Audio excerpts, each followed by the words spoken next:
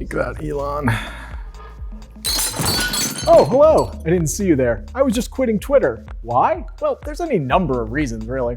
Recently, Elon Musk paid the GDP of a small country to purchase Twitter, and his plans for the network are anyone's guess. Also, large social networks like Twitter and Facebook are becoming a breeding ground for disinformation and have a pretty iffy track record for policing abusive behavior on their services.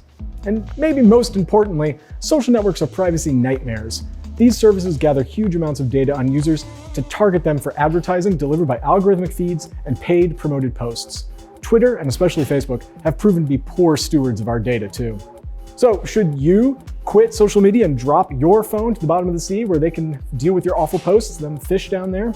Well, we have a whole other story on whether or not you should do that. But one thing you should do is investigate the exciting world of free, open source, ad-free, privacy-conscious social networks.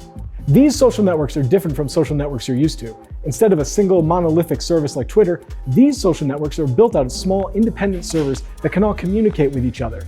That means that you might have to choose a server when you create your account, but don't be intimidated. Each server has its own rules and general vibe.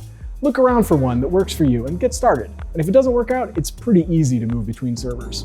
Here's some of our favorite social networks for you to explore. Mastodon is a microblogging social network similar to Twitter. It's made up of servers run by volunteer admins, so you can find a home with the rules or the focus that you want. Mastodon has a powerful feature to help you control your experience. It's also thriving at 6 years old with its own memes and communities. Facebook events has become a critical tool for organizing everything from weddings to protest movements.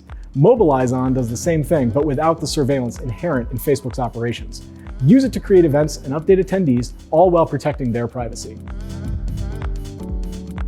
Peertube brings you a YouTube-style video watching experience without all the servers and bandwidth that usually requires. Videos are uploaded to one instance and can be viewed across the entire network, and viewers lighten the load on the overall network by exchanging data between them. If you're sick of the ads, influencing, and algorithmic feeds of Instagram, try Pixelfit. With it, you can upload videos, photos, crop them, filter them, and share them with the world. One especially neat trick, you can follow Pixelfit accounts from Mastodon. Write Freely provides a clean, stylish platform for sharing your thoughts with the world. You can post anonymously to a Write Freely site, or you can create an account to manage one or several blogs. Posts are formatted in Markdown, so you can quickly create a post without fussing with a bunch of options. BookWyrm, that's worm with a Y, makes reading social. Search for books to create a reading list, share your progress and reviews, and see what other readers are reading. Use this instead of Amazon-owned Goodreads.